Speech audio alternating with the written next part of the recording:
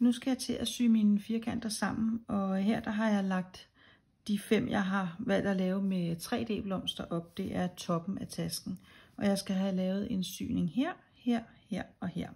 Og jeg vælger at starte i midten, det er sådan en lille trick. Så bruger jeg kun halvdelen af tråden til den ene side, og så kan jeg sy videre med den anden, så sparer jeg og hæfte nogle ender. Men jeg starter simpelthen her i den midterbue, der er her, og så går jeg op igennem den tredje af de små fastmasker.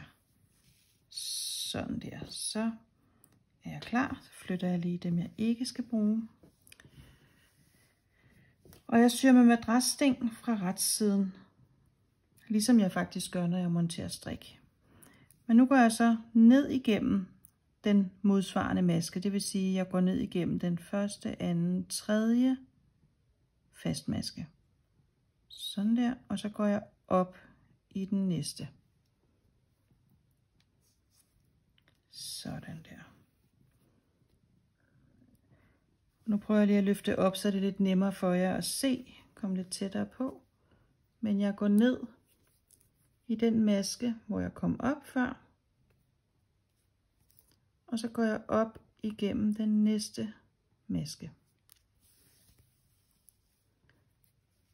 Går over til den anden firkant. Går ned, hvor jeg kom op før. Og op igennem den næste maske. Og sådan fortsætter jeg hele vejen ned. Og når jeg har lavet, hver gang jeg har lavet en 2-3 sting, så kan jeg stramme til. Og så lægger de sig helt fint op ad hinanden. Og jeg kan vise det her på noget, jeg allerede har syet sammen. Jeg kan se her, at det ligger sådan meget fint og fladt. Det kan jeg godt lide.